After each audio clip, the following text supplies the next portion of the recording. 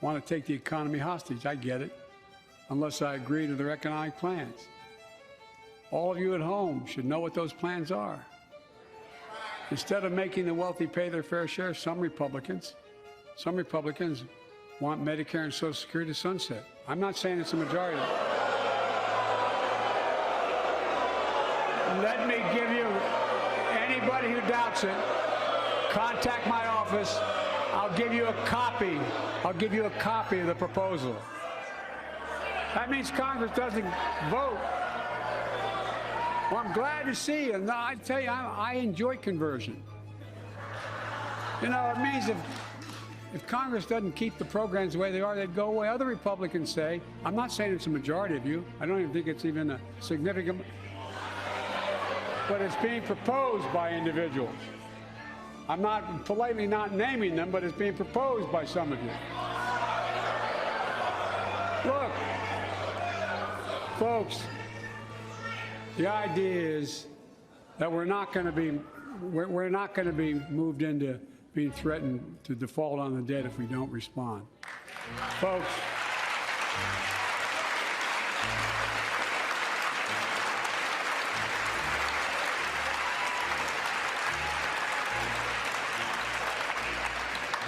Folks, as we all apparently agree, Social Security and Medicare is off the books now, right?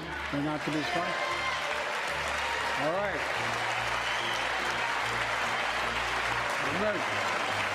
We got unanimity.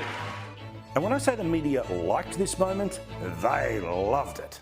And there it is. President Biden saying the state of our union is strong. He was feisty, he was combative, at times even responsive to the crowd. Now, I've heard President Biden, going back to his 36 years in the U.S. Senate, deliver a lot of speeches over the years. I've covered him for many, many years. I've gotten to know him a bit. I think this was the best speech I have ever heard him deliver. He was passionate. It was extremely well written. He clearly had practiced it, and he delivered a powerful message.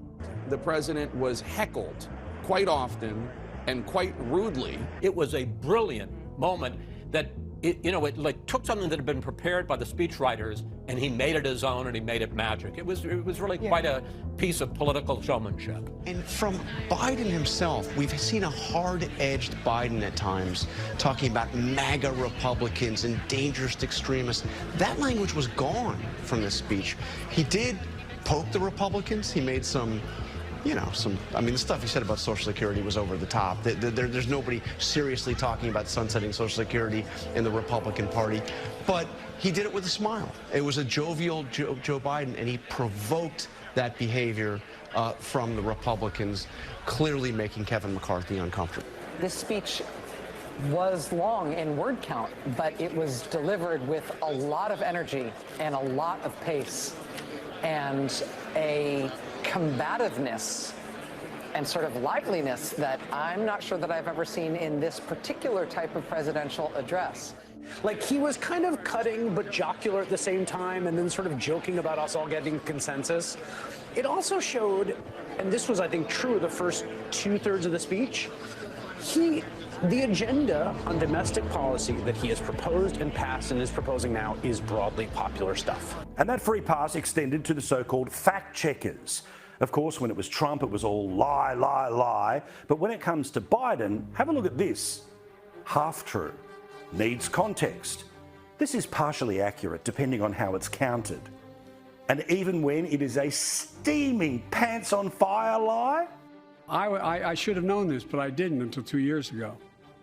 30 million workers have to sign non-compete agreements with the jobs they take. 30 million. So a cashier at a burger place can't walk across town and take the same job at another burger place and make a few bucks more. It just changed. But they just changed it because we exposed it. That was part of the deal, guys. Look it up. And even when it is an outright lie, the harshest thing that the fact checkers could say is,